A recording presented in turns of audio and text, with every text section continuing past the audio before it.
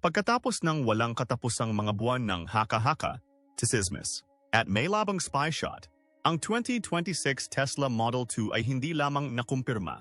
Sa wakas ay narito na, at hindi ito napresyuhan ng 10,159. Mas mabababa pa ito, 9,999. Ngunit ito ay hindi lamang isang mas murang kotse. Ito ay Tesla na muling tukuyin ang ideya kung sino ang karapat-dapat na magkaroon ng isang EV. At bakit? Sa loob ng mga dekada, sinabi ng mga kumpanya ng kotse sa mga pamilyang nagtatrabaho sa klase. Ka-EV8 masyading may hell, maghintay lamang. Well, ang paghihintay ay opisyal na natapos. Ipapakita namin sa iyo ang buong katotohanan tungkol sa kung ano ang iniaalok sa iyo ng Model 2 na higit pa sa pag-istilo ng hatchback. Mga tuwid na katotohanan lamang at ilang mga paghahayag na talagang magugulat sa iyo. At bago tayo sumisid, sumali sa ating komunidad kasama ang susunod na 147,999 na miyembro sa isang click lang. Mag-subscribe at i-on ang bell na parang hawak mo ang manibela ng kotse na ito sa paparating na paglalakbay. 1. Bakit parang spaceship ang Model 2 sa katawan ng hatchback? Isipin na ang isang maliit na kotse ay nangangahulugan ng maliliit na pangarap? Isipin mo ulit. Ang Model 2 ay isang pint-sized na powerhouse na puno ng tech na napakaligaw. Para itong gumulong mula sa isang spaceship. Paano kung ang iyong sasakyan ay mas matalino, mas ligtas, at mas cool kaysa sa anumang naimaneho mo? Isipin na ang mga ulo sa isang compact Tesla na light years nangunguna sa competition. Ito ay paaring hugis tulad ng isang hatchback. Ngunit kung ano ang nasa loob ay nagpaparamdam na ikaw ay piloto ang hinaharap. Hindi lamang sa pagmamaneho sa grocery store, hakbang sa loob, at ikaw ay masindak. Nagbubukas ang cabin na parang wala kang inaasahan sa hanay ng presyong ito. Salamat sa ganap na flat na sahig ng baterya at panoramic na bubong na salamin. Ang 2026 Tesla Model 2 ay naghahatid ng 98% ng interior space ng Model 3 sa isang katawan na halos 22 pulgada ang mas maikli. Hindi lang pinaliit ni Tesla ang kotse. Inayos nila kung paano ginagamit ang espasyo. Ang reconfigurable plug-and-play interior ay nagbibigay daan sa bibo sa iyo na baguhin ang espasyo mula sa cargo mode patungo sa lounge mode patungo sa mobile workstation sa loob ng wala pang 2 minuto. Sa 25% na mas magagamit na volume kaysa sa isang Honda Fit. Humigit kumulang 22 cubic feet kumpara sa 16. 6 cubic feet ng Fit. Tumitingin ka sa isang compact na akma sa iyong buong buhay. Maging ang mga matatangkad na nasa hustong gulang na hanggang 6 talampakan at 2 pulgada ay komportableng magkasya sa harap at likod. I-fold ang mga upuan sa likuran at magbubukas ka ng nakakagulat na 39 cubic feet ng cargo space, sapat para sa isang bisikleta, groceries, o kahit camping gear para sa weekend. Sa isang $9,999 na kotse, hindi iyon marketing hype. Iyan ay napakatalino na disenyo at real-world engineering na sinusuportahan ng napatunayang pag-optimize ng layout ng Tesla. Ngunit hindi ito tumitigil sa ginhawa. Pag-usapan natin ang teknolohiya. Dahil dito, ang Model 2 ay tumalon diretso sa larangan ng science fiction. Ang mga aling-aungaw na umiikot mula sa mga ulat ng insider ay nagmumungkahi na ang Modelo 2 ay magtatampok ng augmented reality na windshield na direktang magpapakita ng real-time na data sa pagmamaneho, navigation, at yung mga alerto sa trapiko sa iyong line of sight. Batay sa mga kasalukuyang trends sa augmented reality hardware, kabilang ang matinding 70% pagbaba sa mga gastos sa AR tech mula noong 2020. Ang dating premium na feature na ito ay magagamit na ngayon kahit para sa isang mass-market EV. Ito ay hindi lamang cool. Ito ay practical. Ipinapakita ng pananaliksik sa pagsubaybay sa mata na binabawasan ng mga head-up AR na display ang oras ng sulyap ng hanggang 30%. Awesome na nagbibigay sa iyo ng mas maraming oras sa pagtingin sa kalsada at mas kaunting oras sa paghahanap ng screen. Kung gusto mong malaman kung gaano kakahusay sa pagmamaneho, maaaring magpakita pa ang windshield ng gamified na istatistika tulad ng nakatipid ka ng 5 kilowatt na oras ngayon na ginagawang misyon ang iyong pang-araw-araw na pag-commute. And pagkatapos ay merong ang wildest tampok pa, matatagpuan sa itaas ng dashboard, Ang Haka-Haka ay tumuturo sa isang Grok na 4-powered holographic assistant, isang first-of-its-kind real-time AI interface sa isang sub-10,000 na kotse. Wala nang robotic voice command or awkward na button. Hindi lang sinasagot ni Grok ang mga tanong, nagmumungkahi ito ng mga ruta. Umaangkop sa iyong mga gawi at inaabangan pa ang mga pangangailangan. Nagtatanong ang larawan. Saan ang pinakamurang charging station na may malapit na libreng paradahan? At ang pagkakaroon ng Grok na lumiwanag sa himpapawid, itinuturo ang direksyon habang kinakalkula ang mga oras ng paghihintay. Ang maagang pagsusuri sa mga katulad na co-pilot ng AI ay nagpapakita na maaari nilang bawasan ang oras sa paggawa ng desisyon ng driver ng higit sa 40%. Ibig sabihin ay mas ligtas, mas mabilis, mas matalinong pagmamaneho. Larawang nagmamaneho ng kotse na parang personal sci-fi cockpit. Babalik ka ba sa isang regular na kotse? Kung ang pipiliin mo ay ang bagong pagmamaneho gamit ang Tesla Model 2. Pagkatapos ay i-drop ang keyword na Tesla Model 2 sa mga komento. Ang Model 2 ay isang tech na milagro.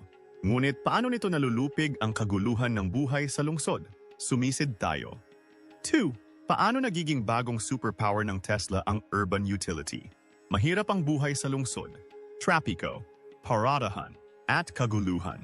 Ngunit paano kung ang Modelo 2 ay idinisenyo upang gawing walang hirap ang pamumuhay sa lungsod? Tulad ng pagkakaroon ng isang superhero sa iyong tabi, paano kung nalutas ng iyong sasakyan ang bawat problema sa lungsod na iyong naranasan? Ngayon, isipin mo ito. Naglalakbay ka sa downtown Los Angeles o pumipisil sa makipot na daanan ng Brooklyn at sa halip na pagpapawisan sa paradahan o bumusina, nakaka-relax ka. Alam mong nakatalikod ang sasakyan mo. Ang 2026 Tesla Model 2 ay hindi lang isang sakay. Ito ang iyong kasosyo sa lungsod, na binuo para gawing panalo ang bawat nakakapagod na bahagi ng pagmamaneho ng lungsod. Sa isang mundo kung saan ang mga pang-araw-araw na gawain ay parang mini-labanan, ibibigay sa iyo ng Model 2 ang control at kapayapaan ng isip. Kunin ang paradahan. Halimbawa, itinatampok ng Model 2 ang tinatawag ng mga tagaloob ng Tesla na Urban Fit AI. Isang micro-parking system na gumagamit ng mga high-precision na ultrasonic sensor at mga Tesla Vision camera upang matukoy, suriin, at iparada sa mga lugar na hindi maglakas loob na subukan ng karamihan sa iba pang mga compact na kotse.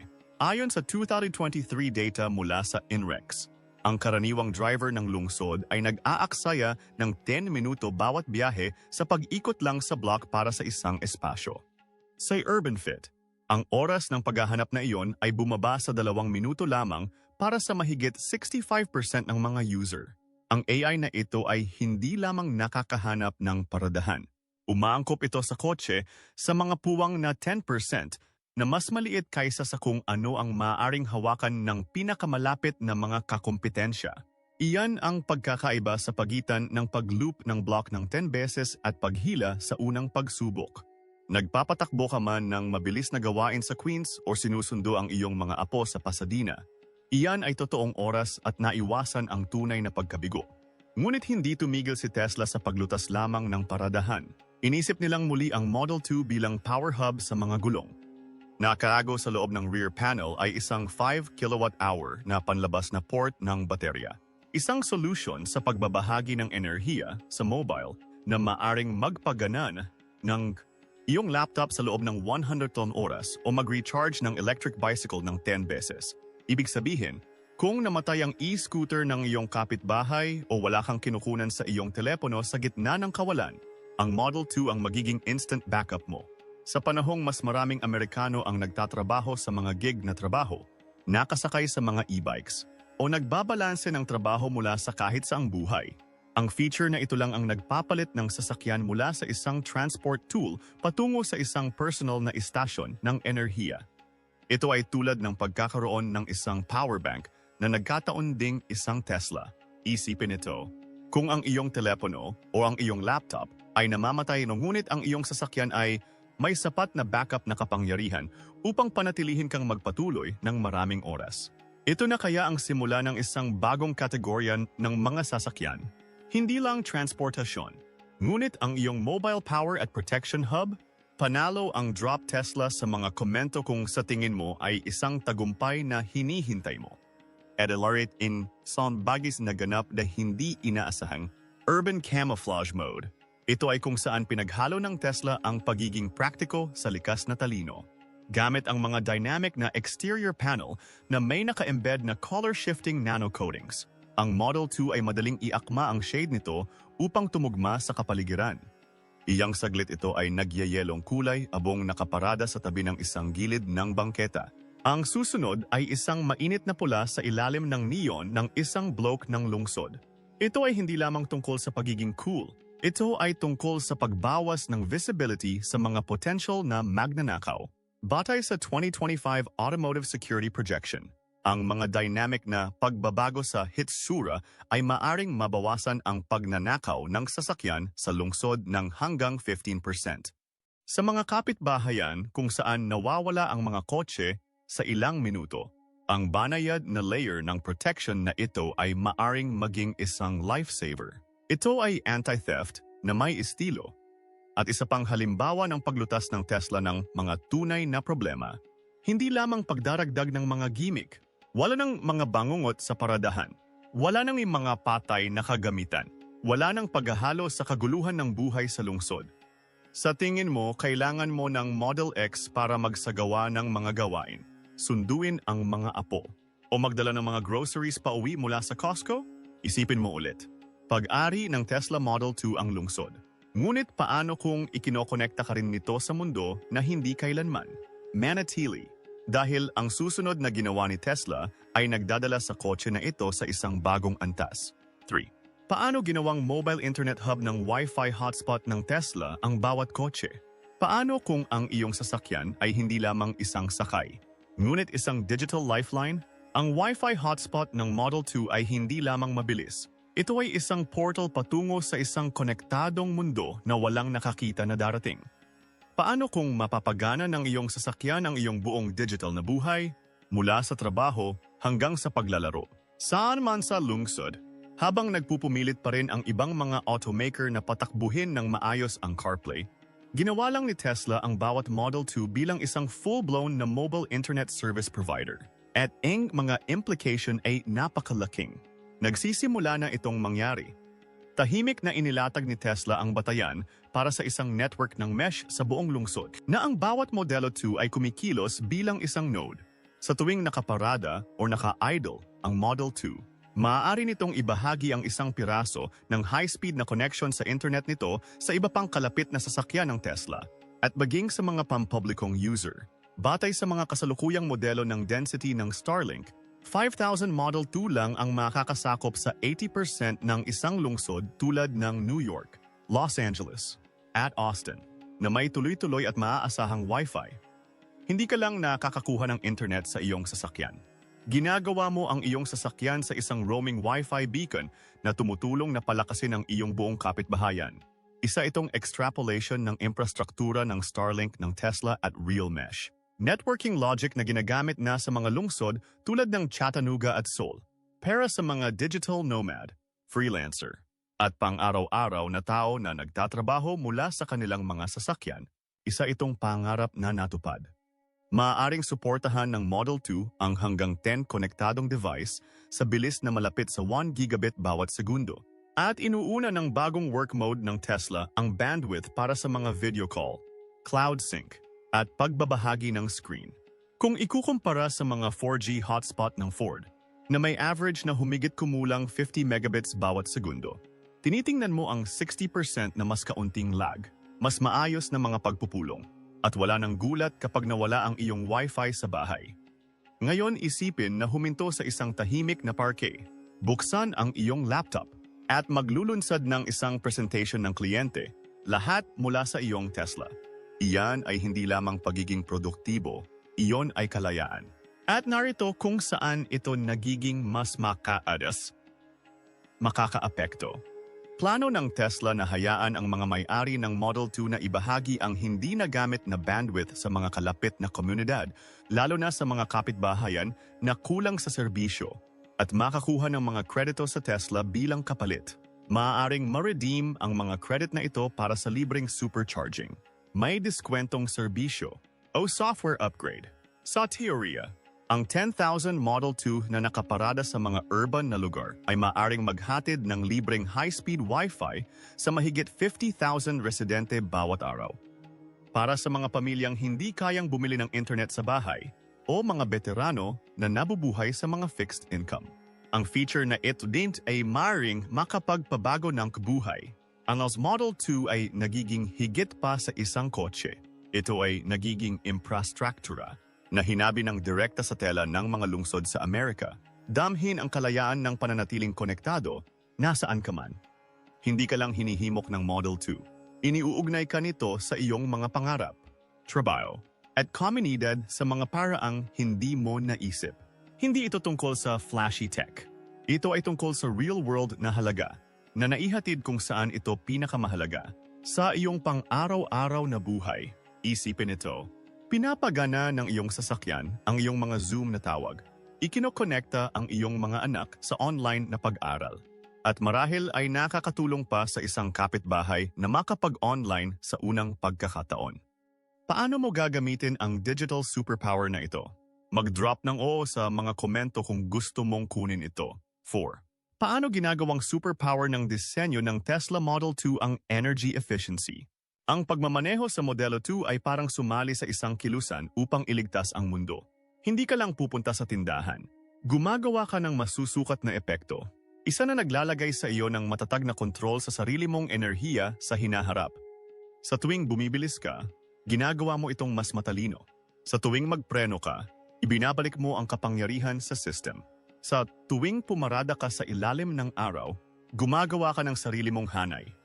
Hindi ka lang nagmamaneho, nakikilahok ka sa isang malinis na revolusyon ng enerhiya at binibigyan ka ni Tesla ng mga tool para pangunahan ito. Nagsisimula ito sa balanse. Binigyan ni Tesla ang Model 2 ng front-to-rear weight distribution malapit sa 48 hanggang 52 na lumilikha ng maliksi. Mababang center of gravity profile na humahawak tulad ng isang go-kart sa masikip na mga liko sa lungsod. Ngunit ang balancing iyon ay higit pa sa pagpapasaya sa pagmamaneho, ginagawa nitong napakahusay. Mas kaunting enerhiya ang nawawala sa panahon ng acceleration at braking.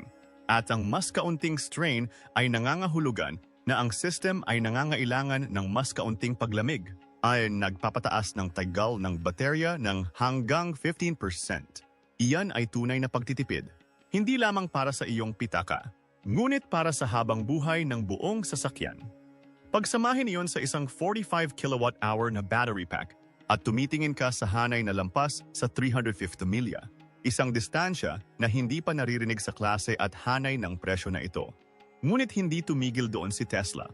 Ano mga alingaw-ngaw mula sa mga panloob na mapagkukunan ay tumutukoy sa pagsasama ng isang material na tagumpay na kilala bilang teknolohiya ng Aeroskin. Ang speculative coating na ito ay dynamic, na inaayos ang texture ng surface ng Model 2 sa mga highway speed, na binabawasan ang aerodynamic drag ng hanggang 20%. Habang ang average na EV tulad ng Chevy Bolt ay kumukonsumo ng humigit kumulang 22 kilowatt na oras bawat 100 milya, ang Model 2 ay maaring itulak ang numerong iyon pababa sa 18 kilowatt na oras bawat 100 milya, na naghahatid ng 15% na mas mahusay na kahusayan at nagbibigay daan sa isang 200 milya na saklaw kahit na sa isang mas maliit na 36 kilowatt na oras na variant. Hindi yan marketing. Physics iyon, at pabor ito sa iyo tuwing nagmamaneho ka. Ang kahusayan ng Model 2 ay higit pa sa personal na pagtitipid. Ito ay real-world resilience. Kapag tumaas ang mga presyo ng kuryente o nagiging hindi stable ang mga grids ng kuryente, ang kakayahang pumiga ng mas maraming milya mula sa bawat kilowatt-hour ay nagpapanatili sa iyo ng matatag na control. Para sa mga retirado o pamilyang naninirahan sa mga fixed income, ang ganitong uri ng predictability ay higit pa sa kaginhawahan. It ay kapayapaan ng isip dahil alam mong makakarating ka kung saan mo kailangang pumunta nang hindi nababahala tungkol sa biglang pagtaas ng gastos.